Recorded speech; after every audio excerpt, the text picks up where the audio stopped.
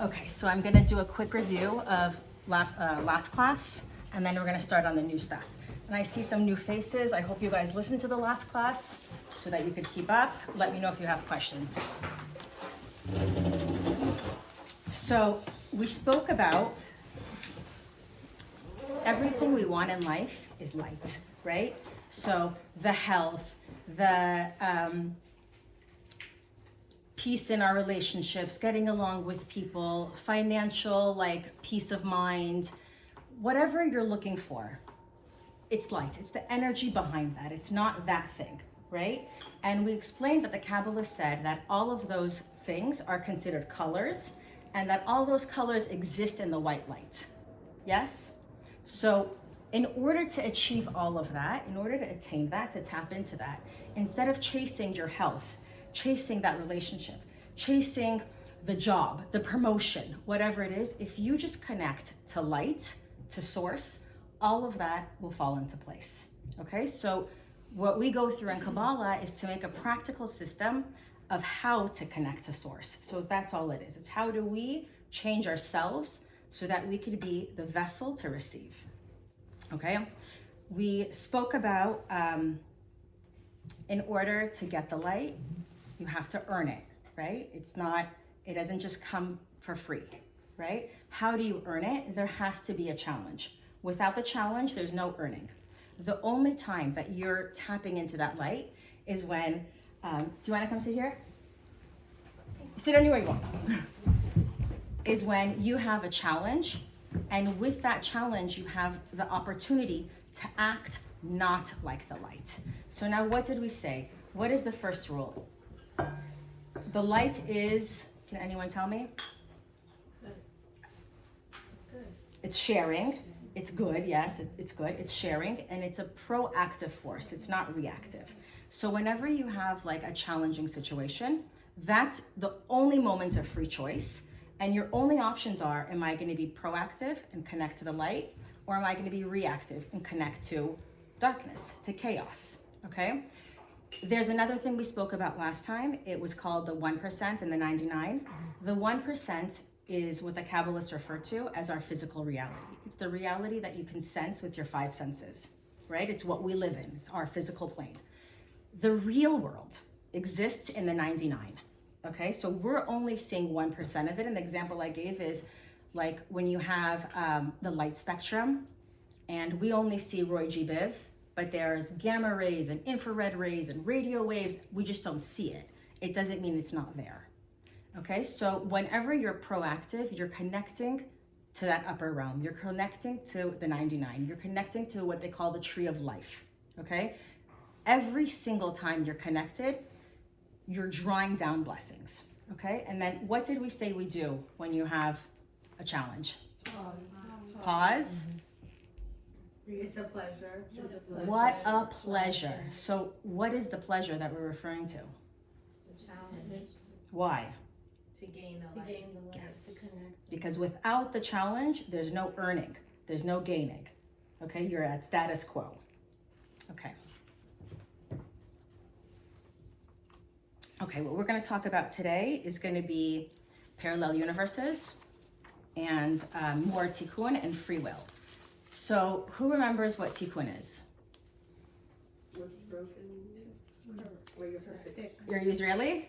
No, I just took Kabbalah. Yeah. Just Yeah. listen. Awesome. So yes, tikkun is that which we're here to correct. So I want you to imagine before your soul comes into this world, okay, it comes with like what my kids want to call a mission, okay? It's like you come with baggage, right? Everyone has a different set of traits, baggage that they come in here to fix. So maybe someone is working on their jealousy. Someone comes in with, I don't know, anger issues. Someone else comes with patience, you know, whatever it is. Everybody comes with baggage, with tikkun, right? And our goal is to correct it. When do you correct it? Only when it's triggered, right? So some people are like, I'm going to be really spiritual and I'm going to go on vacation and I'm going to work on myself on vacation, right? That doesn't make sense because on vacation, you don't have those triggers. And without those triggers, you don't have the opportunity to work on it, okay? any questions about tikkun, I'm going to go a level deeper. Is it just one type of tikkun that you have? That's your purpose that you have? I love that you're asking that. Okay. So that's exactly what I'm going to go into. So we're born with multiple tikkuns, okay? And it's like an onion with layers. And as soon as you layer like one part off, you realize there's more, and it's deeper and it's more complex. So every time you're working on it, you're kind of leveling up. Not just one trait, the many traits that we have. But what I'm gonna say is start working on the trait that's easiest for you. Don't try to tackle everything, pick one and pick the one that's most obvious and easy. Yeah. What's the difference between tikkun and karma? Are they same? It's okay. Same, different Karma language, karma is more what you put out there comes back to you, right? And you have to come back to fix it. and you have to come So- back. Yes. When you come back to fix it, that's tikkun. Yes and no. Karma is what you put out comes back to you, right? Okay. Tikkun is stuff that it's like you've picked up in you. stuff to come in the world with. You've entered the world with So tikkun. it's two different things. It's similar but different. It'll be clear as we go along. So tikkun is that which we're here to fix, okay? Let me give you an example. Before we're born, right, we pick up our tikkun. So the example that I always give, only because it's me and I could pick on myself, is my mom died when I was young. So therapy would say, my mom died when I was young, therefore I have abandonment issues. Kabbalah says, no, I was born with abandonment issues. Before my soul came into the world, it saw the egg and sperm meet. At that moment, my soul saw infinite sets of parents and saw between my mom and my dad and what my entire life would look like, who I'm gonna marry, how many kids I'm gonna have, what I'm gonna do, everything. And said, ooh, this is the best life for me to work on abandonment issues. Let's go. Okay? So what's gonna happen? If it's the best situation, abandonment issues are gonna come up for me over and over and over. And I'm gonna take a moment, because I constantly say to her, don't leave. Don't leave. Right? I'm like, Mama's gonna fall apart if you leave. Right? So why does that happen? Why do I feel that? I don't feel that because my mom passed. I was born with that. So these fears, these triggers, these anxieties are gonna keep coming up in a way for me that won't come up with anybody else. I'm sure somebody else won't say to their project manager, please don't leave, right? It's my tikkun. Okay. So you asked about, yeah. Sorry, how do you deal with it? Like, what do you? Just recognize it. That So- bothers you. Okay, so let's go into that. It's supposed to bother you. And the example that I gave last time is it's like going to the dentist and the dentist is touching all of your teeth and then it touches the cavity and you're like, ow. You're like, don't touch that. I'm not gonna come to you anymore. I'm gonna find another dentist who doesn't touch my cavity. But that's not what we're here for, right? You have like an agreement with the dentist. I come to you, you touch my cavities and you fix them. And it's gonna be painful. The way you know it's a trigger is when it's painful. What do you do? For now, it's just pause, recognize it, sit in it. Don't suppress it, sit in it, recognize it. We're gonna go to more later. Or even, let's take it one step further. Why is it in my movie? Okay? Another example that I like to give, people who know me know, I'm very sensitive to sounds. Okay? Like chick, chick, chick, chick of the pen, the gum chewing, the chesh okay? So it's in my I'm gonna put it in my movie. mouth today for you, okay? I left it in the car. It's in my movie where no matter what, like I swear to God, someone was walking down my wedding aisle and I see it in the video and they're like chomping gum, okay? Like, it's just, right? It's not gonna go away. It's gonna follow me, right? My kids they don't get it. They're loud. They're always hush-hushing. Like, wherever I am, there's someone with a bag doing something. My best friend breathes loudly during yoga classes. Like, it doesn't escape me. So what do? I could be like, shh, shh, stop, right? But if I do that, what am I doing? I'm reacting, okay? So I sit with it. It's very uncomfortable. And it's funny, and I'm sure we can all relate this in another way in our lives. We all have something like that. Just sit with it. And then pause. what a pleasure that I have an opportunity to level up and draw down light because someone is making a cheshcheshi sound. Okay? Yeah. Sorry, I'm gonna ask this. I was waiting for the right time. I feel like this is it. Do you come in with the same one that you had in, like, let's say if you believe before and you weren't able to fix that problem and you've been like given it again? Yes. Okay. If you don't work on your stuff now, you have twice the baggage next lifetime. And you add another ones on top of it. Yeah. You're gonna have twice the amount. And then if you work on it now, listen, this is not something that gets resolved in one lifetime. It's gonna take a while, but you wanna be working on it. Yeah? Sorry, I lost my train of thought. It's okay. Okay, so this is what I wanted to say. So your tikkun also attracts situations. So the reason I have cheshcheshi people all over me is because I attract that, so I have opportunities to work on this. It's like when they say pray for patience, what happens? Impatience comes in. You have the test to be impatient over and over again, right? So you're attracting those things. So much so that, let's say I didn't have an aversion to cheshcheshis, half of my friends wouldn't just sit there and click their pens. Like, my tikkun attracts my reality. Yeah? Okay. So you asked about the types. There's two types that we're going to go into. I'm giving them names. These are not their names. This is how I understand them. One is called internal, or one I call internal tikkun. It's what you work on yourself, okay?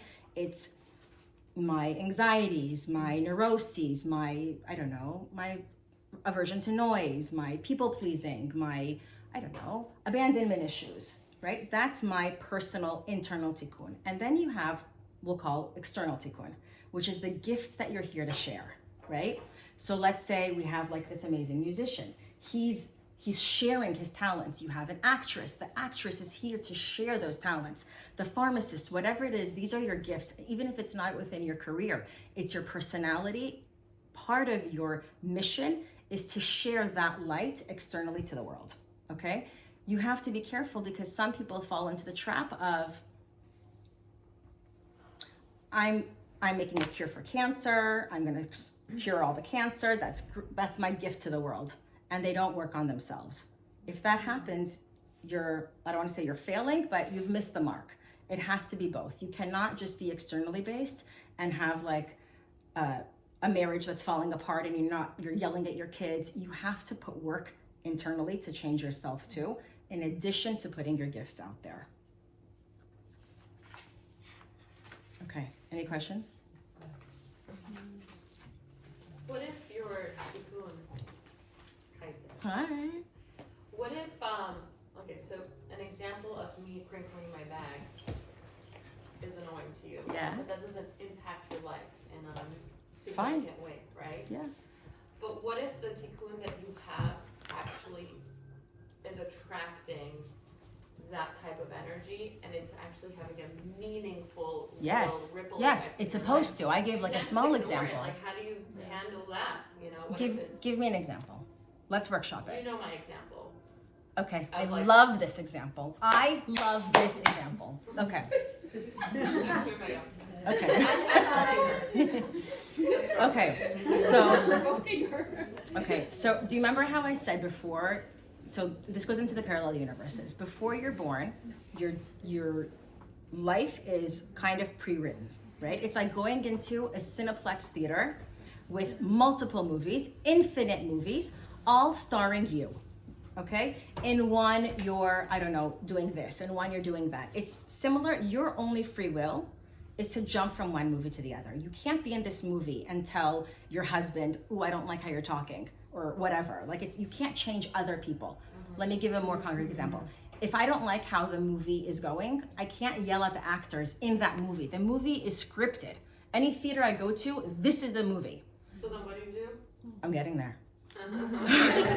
Your option is only to jump from movie to movie, and you do that every single time you pause. When you pause, you're shifting your destinies. You're going into one universe to another. And this is not Kabbalah. This is quantum theory. This is quantum mechanics. This is like a theory that has a lot behind it. So let's go to what you're talking about, okay? You know which one? I'm gonna go into it. And it's so funny. Publicly? Huh? Publicly? Okay, this is, the guys, this is Seppi. Okay. And this is Neely. Okay. I'm not gonna talk, I'll be very general. You know what it is? I'll be very general because it's the same example that came up the last time I taught this class with somebody else. Okay, so let's say you're working on something, okay? And when I say tikkun or whatever, let's say you're working on something, you're working on a project for work, which is what Ginos is not here. Ginos was expressing last round that she was working on a project for work. And right before her project was over, a colleague or someone came in, snatched it and took credit. And she was like, that's not fair. And it's not fair, right? But this is what I always say. Do you want fair or do you want the light? This was an opportunity for you. It has to hurt. If it doesn't hurt, it's not a challenge. It has to be confusing where you don't know, what am I gonna do? If you're not in that position, you're not drawing down the light. So when I give that little example of the chewing of the gum, I give it so you guys can understand the concept. The real work comes in when there's stuff at stake. The real work comes in when you go to a doctor and they give you a diagnosis you don't like. The real work comes in is when you get your lawsuit and you're like, damn, I'm gonna be sued for, I don't know, $10 million, right? That's the work. That's when you're like, oh my God, what's going on? Where is the light gonna come from? Is there a light? F this Kabbalah stuff. I'm in panic mode. I feel what? Reactive, right? Fear, lack, anxiety, confusion. What do? You start acting on your fear. You pick up the phone, you call 5 other doctors, you call another lawyer, you get a third opinion, you call 5 friends. How could she do that to me? This person sucks. All of that, you're disconnecting from the light and you're accumulating reactive energy. So you're disconnecting from the 99 and you're tapping into the 1% physical world. It's like you're taking on more, how do I put it, bags of negative energy, bundles of negativity. Yeah. How are we supposed to know how long to pause for? Like, Yeah. and without being a doormat or without being. Okay, proactive? so if being reactive is any action, word, or thought that comes from lack or fear, you pause until you don't feel lack and fear. It could be an hour, could be 3 days. You sit there, and we'll have more tools as we go on. You sit there and you feel like, okay, I don't have certainty right now, and we'll talk about certainty in a later class. I don't know where the light's gonna come from, but I do know that this is a test, and this is my moment, right? Do you remember in another class, I think it was last class, I was talking about, imagine you have like a flight, and you have this crazy, like, I don't know, you're gonna go win something, or you're gonna go make a speech, or you have like a promotion. Something big is dependent on that flight. And you're waiting in line, and there's some person in front of you who's counting their pennies, paying for something, and you're like, damn, I'm gonna miss the flight. And you just wanna tell the person, move, hurry up, let me go. Or you wanna drop your stuff and go. You're missing your moment, okay? You were here, you were created before you were born, okay? Your soul knew this moment is gonna come up. This is the moment. You have to sit in that moment and be like, I'm gonna pause. Why is this in my movie? Not react. Whatever you do, don't come from lack and fear. When you do that, you leveled up, everything will work out, you're connected to the tree of life, the miracles will come. They will come. And I'm not saying this as Sara, I'm saying this with science and Kabbalah and Buddhism, and I have my Quran there. All of that is behind this. This is the laws of spirituality. Like there's gravity, whether you believe in it or not. There are laws of the spiritual universe. Either you work with it or you don't know about it, and you think life is chaos. Sometimes it's good, sometimes it's bad, sometimes I win, sometimes I lose, and you just accept that that's how it is. Can I ask a question? If you walk away, is that being reactive? Because that's what I do. Okay. Because there has to be pros and cons. So let's go through this, okay? So if your nature is to confront, and you're restricting your nature and holding back, you're being proactive. If your nature is to shut down, then you're being reactive. So I think again. Okay. If your nature, like I don't know how you are, but let's say you're like a combative person, and when something happens, you want to pick up the phone and be like, Okay? By not doing that, I did that yeah, by not, this week. Very triggered this week. Like, every time you want to do that, you want to like say something when it's coming from that, and you don't, I want you to imagine there's spiritual money being like downloaded into your bank account. okay. And you don't know how that's going to manifest. Okay, I get that, but if I'm in line and the person's taking a long time, okay, and I'm weighing my pros and cons, is walking away and not You could walk away. is that I'm confused, is that being proactive or The answer is not what you do. It's the consciousness is the behind conscious- it. Okay. Everything is consciousness. Like when they say, this is a bit of a detour, but I'm going to say it because it popped up in my mind. There's a book that I read by Elizabeth Kubler-Ross, who would study people near-death experiences, or like near-death and dying and whatever. And there was one where this girl, and I imagine she was like a teenager or a young adult who was living in a different state than her parents, got hit by a truck, okay? And she was dead for a while, like for a few minutes, and then she came back. She says later that in that moment where the truck hit her, she saw the truck coming, she was thinking about, oh my God, my mom is gonna hear the news of my death. When she came back, she was able to describe in that moment of death what her mom was wearing, where the mom was standing, and what she was doing at that time. Why? It's because it's consciousness, right? That is, when we talk about reincarnation, what's reincarnating? It's our consciousness. So consciousness is everything. Even in law, you have murder, like what's the difference between first degree and manslaughter? It's intent. Yes. It's consciousness. Sorry to throw you. It's okay. All right, so where were we? Parallel universes. Parallel universes. For example. Seppi's example. So when someone takes whatever, like your promotion, this, that, your job, you worked so hard for it, the way you handle it, okay? You could call them up and cuss them out. You could shut down. The way you handle it is the test, okay? Let's go back. I gave this example the first round of class, and I'm gonna give it again. I think it's so good. Imagine Julie is walking down the street, okay? And Joe comes and robs Julie, okay? It was predestined, predetermined before Julie was born that on November 26th, she's gonna get robbed at 5 p.m., okay? Now imagine Joe takes Kabbalah and he's like, I don't wanna accumulate negativity. I'm not gonna rob her. Julie still needs to be robbed. So someone else is gonna do it, okay? So that test, it's never the other person. It is never the other person. The other person is a puppet, okay? You attracted that situation. The whole test is how you're gonna respond to this external stimuli, right?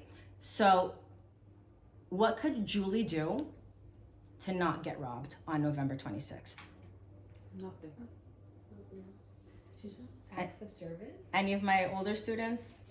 What can Julie do? Kabbalah girl in the back? What could Julie do Okay. to avoid that situation? Fill her vessel. So get over whatever she needs to learn in that moment. You whatever want to it is. keep banking light. When you have light banked, you'll bypass those situations. You might not get a call from your attorney. You've accumulated light, so you've been working on yourself, so that situation doesn't have to happen for you to learn a lesson. You've learned it proactively in other ways. You want to learn with these easy things, the soft lessons, before they become hard lessons. Because if you're not hearing it, it's just gonna get louder. And it's not a punishment where people are like, oh, the universe is not trying to punish you. It's all for your growth. It's perfectly designed, like we have some TV people here. The Truman Show. Do you remember the Truman Show? Yeah. Everything was perfectly designed to poke at him, to piss him off. Is that the one, the Truman Show? To get a reaction. Right? To get a reaction. So imagine the universe is this perfect like AI simulation that knows perfectly your weaknesses, your triggers, and creates these scenarios for you to level up. And it's like I said last time, you guys missed it, it's like a video game. You get past level 1, now you have level 2. What's level 2? Is it easier? No. It's harder.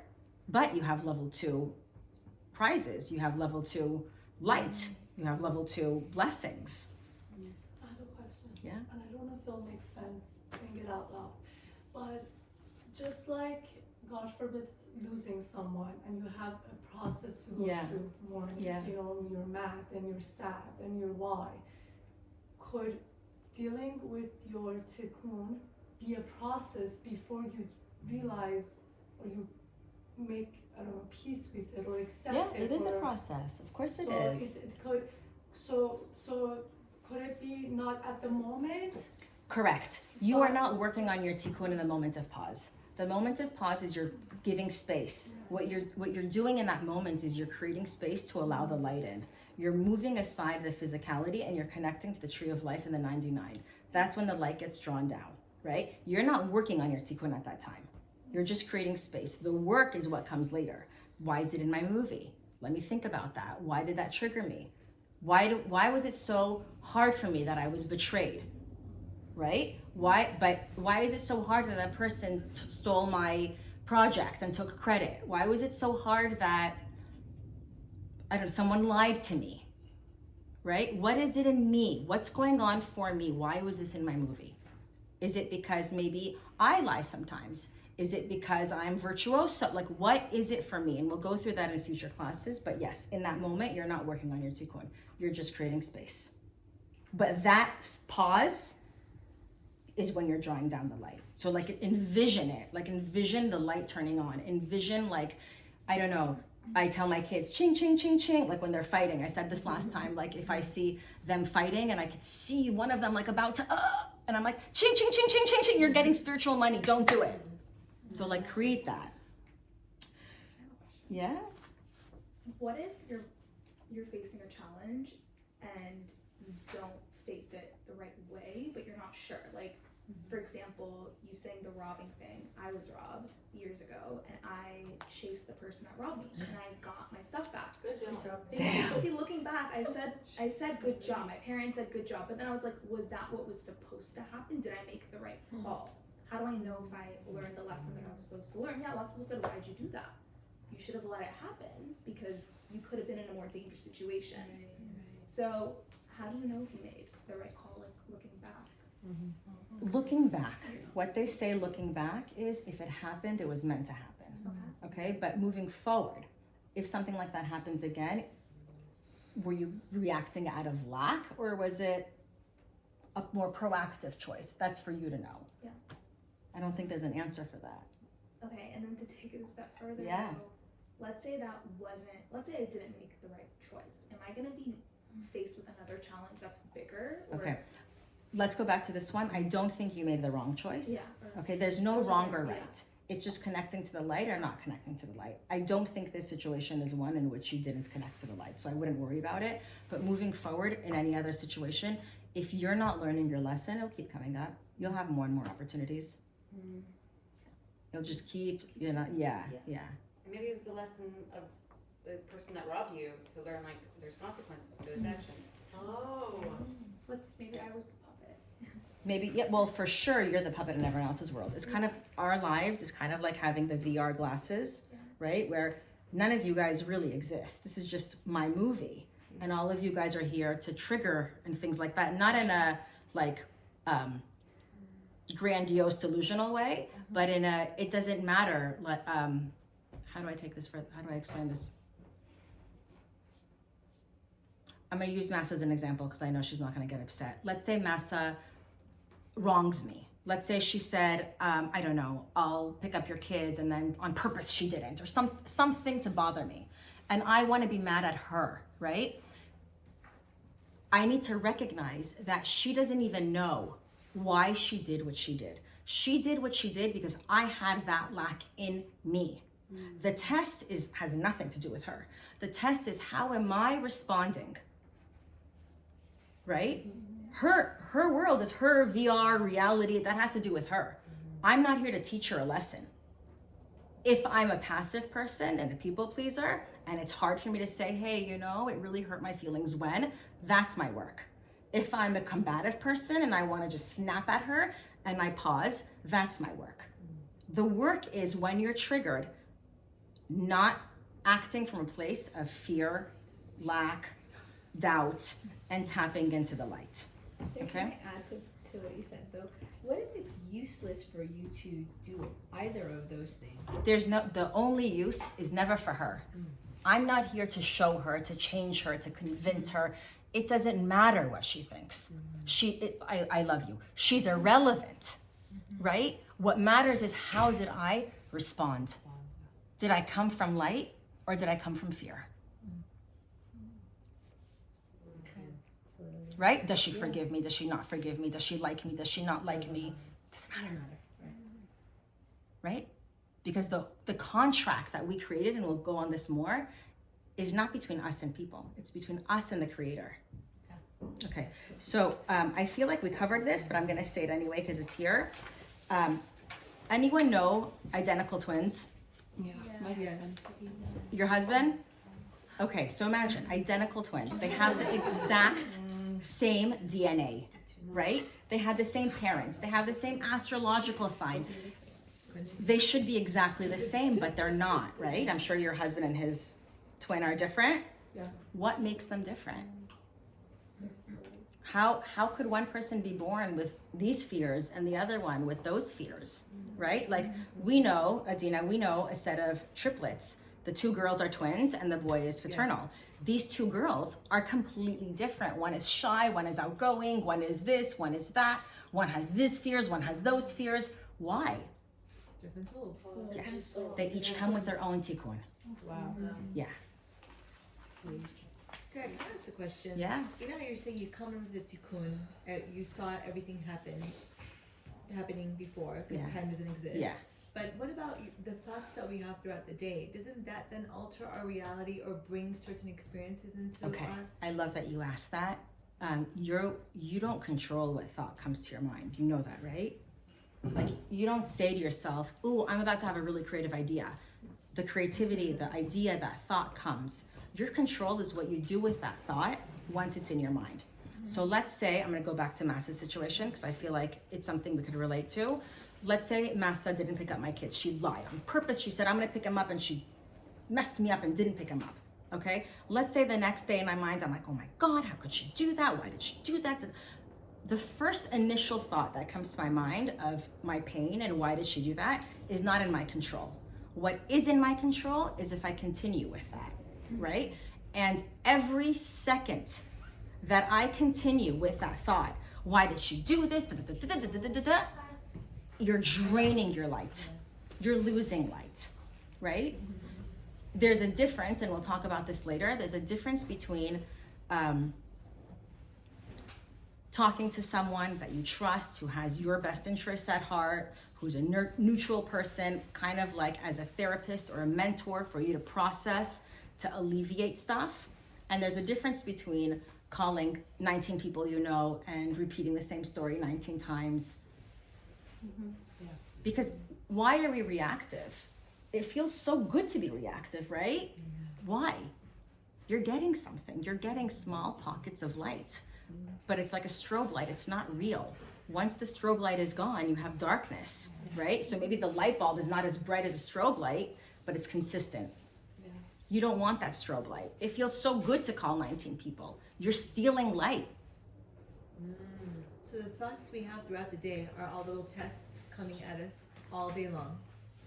If it's taking you in a direction you don't want to go to, and it's the hardest thing in the world because it will keep coming up. Massa didn't pick up your kids. She did it on purpose. That happened to me. Yeah. That's very good. You I probably do forgetting to pick up your carpool, own yes. 5 times. Maybe she forgot. 5 times. And last night I told myself, Sheila, it's okay. Sit in your car and move and go get it. But, okay, pause, relax, accept it, agree. Okay, I agree with this. What should I do? What you do later is your choice. The moment of pause is what we're concerned with now. You could That's- choose to Okay. continue carpooling with her or not. That's irrelevant. What did you say? To continue to carpool with this lady is kind of crazy. That would be your Drive me choice. nuts because I have to be 2 different places at But same not time. reacting in that moment is the test. Yes, but when you don't, that's unfortunately when you don't react, or I shouldn't say I have to attack or I try to just pause and I try to talk to them nicely, but I feel like okay, 1 time, 2 times, 3 times, 4 times, but another situation also. It's gonna come up 100 Some more of times. the people, so, you know, it just comes. So you need to see, why is this in your movie? What's in you? These are mirrors, and we'll talk about that more in the next class. What's in you? What's going on with you? I'm always so nice, and I let everyone walk, and I always it bothered me. I never react. I always just I just let them to walk and just okay, next one. So this is my Yeah, it's this gonna is keep my coming up. We tikkun. have people pleasing What? tikkun. Yeah. So what should she do not to be a people pleaser? Like, how do you work on that kind of tikkun? What would she So do? I'm not here to say what to do with that now. This is several classes later. I'm just here to say in that moment, accept pause. Okay. You don't have to accept it. You could hate it, but pause. Pause. What a pleasure. Don't react. Not when you're feeling big feelings. Okay, I know that part. Okay. And then later we're going to go into the next class is going to be about mirror tikkuns and trigger tikkuns and different kinds of tikkuns, so you can see what's going on with you. And there's something that I put on the I sent to everyone that might be helpful. You could read through it. Some people printed it out. That might be helpful too to figure out why it's in your movie. Okay, so we spoke about the hard lessons and soft lessons. So for instance, I always say, can you just say that nicely? Like why do you have to snap? You know, like why can't you just say it nicely? It doesn't matter how the lesson is coming. The lesson is coming, and I can't expect Hussein, whatever, to say everything nicely every time. It might be in a bad tone. If I'm caught up on the tone, I'm missing the point. Right? If I say, I don't know, Massa, can you please X, Y, and Z really nicely versus I snap, or if she does it to me and I say, well, I'm not going to listen because she said it in a mean way. I missed it. Okay? Is that you teaching her? Or? I'm never here to teach anybody. So how are you supposed to correct? We're drawing. I don't correct anybody. I correct myself. You correct. You change yourself. So remember we said that every time you draw down the light, you make it, you're not reacting.